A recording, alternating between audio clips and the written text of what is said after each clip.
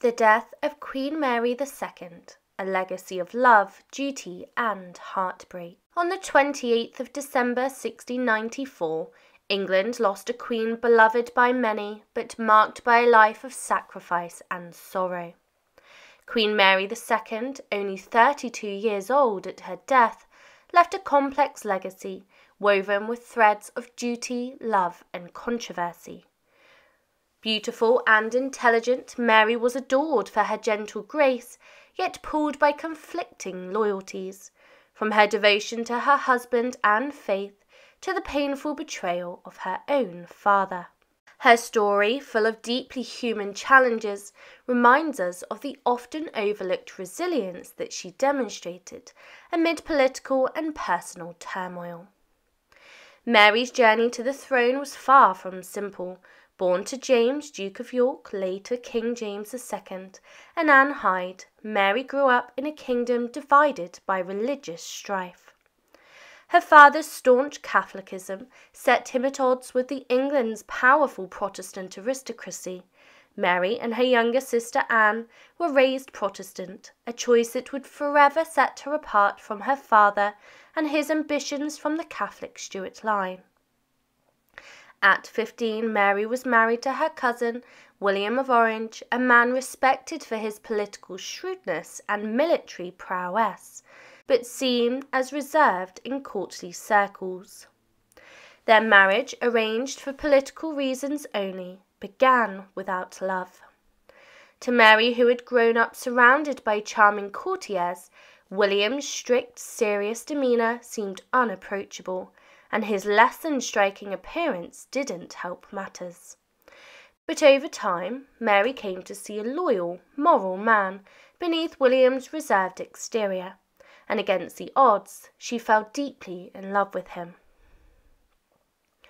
Their love story, however, was marked by profound sorrow. Shortly after their marriage, Mary suffered a miscarriage after travelling to meet William near his military camp. She was hopeful that her dreams of motherhood would be fulfilled, but her hope faded as one pregnancy loss followed another. The couple's inability to have children was a painful wound in their marriage. The anguish deepened when William formed a close bond with Betty Villiers, one of Mary's attendants. Betty's presence in their lives widened a rift between Mary and William, leaving Mary feeling alone and betrayed by the man that she had grown to love. Mary eventually found some solace in her adopted home in the Netherlands. Despite the tension of court life, she was welcomed and loved by the Dutch people, who admired her gentle spirit and strong character. For a time, she enjoyed relative peace, far from the fractious politics of the English court. But this peace was interrupted by the turbulent events that began unfolding in England. Her uncle, King Charles II, died without legitimate heirs in 1685, and her father James ascended the throne as King James II. James' rule quickly caused rifts. His heavy-handed actions, including severe punishments for dissenters and attempts to push a Catholic succession, alienated many of his supporters. A rebellion led by James, Duke of Monmouth, an illegitimate son of Charles II, was crushed ruthlessly by Mary's father. Witnessing her father's harsh methods likely planted seeds of doubt in Mary's mind, and his autocratic rule only deepened her misgivings. When her father's Catholic wife, Mary of Modena, gave birth to a son in 1688, fears of an unbroken Catholic line on the throne escalated. Suspicions that the new prince was not the royal child, but an impostor, led to a rumour known as the warming pan scandal, with even Mary and her sister Anne believing the tale. The mounting discontent prompted England's Protestant leaders, known as the Immortal Seven, to invite William to intervene. William and Mary returned to England to take the throne from her father, in what became known as the Glorious Revolution. Though a revolution without major bloodshed, it tore Mary between her loyalty to her father and her duty to her husband and faith. Yet Mary chose the crown, driven by her commitment to her Protestant faith and a sense of duty. She wrestled with guilt over deposing her father, a burden she would carry throughout her reign. As co-ruler with William, Mary proved a capable leader in her own right. She effectively managed the kingdom during William's frequent absences on military campaigns against Jacobite forces, notably in Ireland. William's victory over her father's supporters at the Battle of the Boyne solidified their hold on the throne, though it did not bring an end to violence or sorrow. The brutal Glencoe massacre in Scotland and a series of other painful events marred William's reign and left a heavy emotional toll on both of their lives. Mary's life was further complicated by her continuing love for her father despite his exile. Though she remained firm in her beliefs and loyal to her husband, the personal cost weighed heavily on her. In letters to William, she expressed her inner turmoil and often sought his guidance on matters of governance, especially when she faced opposition from within the court and beyond. By December 1694, the final tragic chapter of Queen Mary's life began to unfold. Winter had settled over England, blanketing the landscape around Kensington Palace.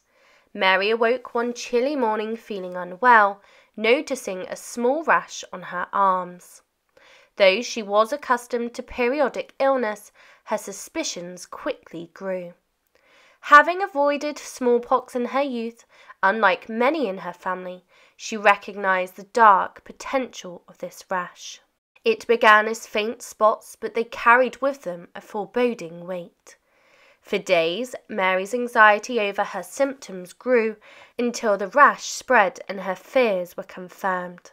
Smallpox was a familiar terror in the 17th century, often devastating entire communities and leaving survivors scarred and debilitated. It had claimed members of the Stuart family before, and Mary understood the gravity of her situation. With remarkable composure, she began to prepare for the worst. She was keenly aware of the precariousness of life and the fleeting nature of power, having seen it play out in her family's turbulent history. Aware that her illness might be fatal, she undertook a solemn ritual of organizing her personal affairs, burning her private letters, and setting her estate in order. It was an intimate, solitary process that seemed to give her a sense of control over her fate in a situation that she could not ultimately alter. William was notified immediately, and upon learning of her illness, rushed to her side. He arrived at Kensington, his concern plain despite his usual restraint. For days he barely left her room, sleeping on a camp bed beside her as she lay fevered and restless. The physicians attending to Mary clung to faint hopes, suspecting at first that she might be suffering from measles. Yet, as days wore on, their optimism faded. Despite every remedy they attempted, her condition continued to deteriorate. The rash grew into painful pustules, and her skin took on a ghastly hue as lesions appeared all over her body. Her face, once admired for its elegance and warmth, became nearly unrecognizable. The infection had seized her entirely, pushing her deeper into suffering. During these agonizing days, Mary showed immense resilience, even as the physician's treatments, meant to draw out the illness, only increased her discomfort. At one point she seemed to rally, she managed to eat, and for a brief moment she could sit up in bed, her weakened body trying to hold on to a faint hope of recovery. But this reprieve was short-lived, and the pallor that returned to her skin signalled the disease's grim progression. Soon the pustules on her skin began to darken rather than heal, an ominous sign that dashed all remaining hope. Mary's case was not the common strain of smallpox, but the rare and always fatal form, which would ravage her body relentlessly. In her final hours, Mary was surrounded by those who loved her. Servants attended to her comfort, physicians made quiet adjustments, and William remained steadfast, watching as she grew weaker.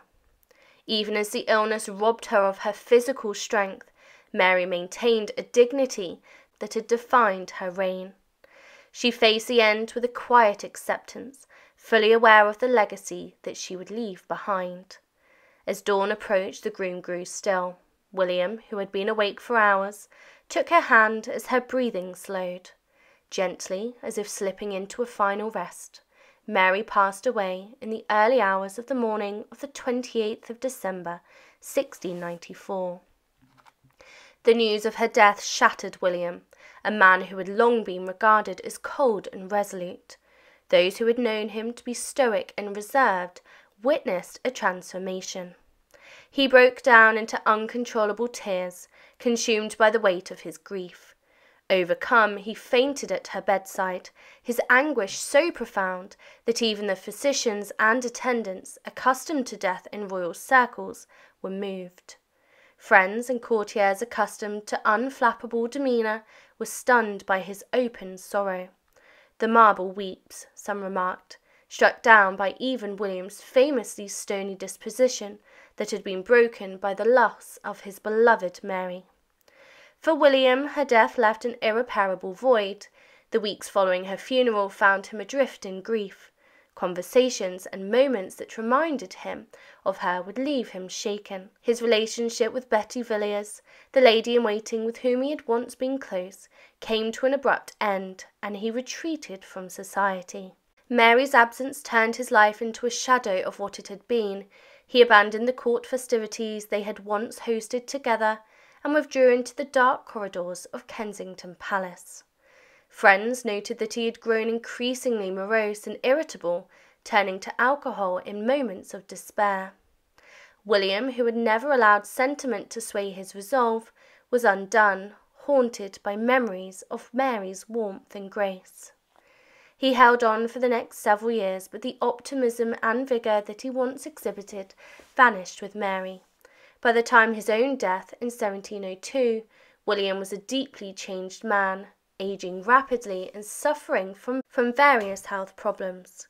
He had once described Mary as his heart and anchor, saying, "From being the happiest of men, I shall now be the miserablest creature on earth." Her death marked not only the end of the Queen's life, but also the unravelling of the man who loved her. Mary was remembered by her contemporaries as a figure comparable to Queen Elizabeth I, a testament to her strength, resilience, and dedication to her kingdom. Though her time as queen was brief, Mary II's life was marked by profound love and equally profound sacrifice. She showed courage and strength in a role that she never fully wanted, balancing loyalty to family, faith, and her husband in ways that continue to inspire. We remember her not only as the beloved queen, but as a woman whose life was shaped by the challenges of love, loss, and duty.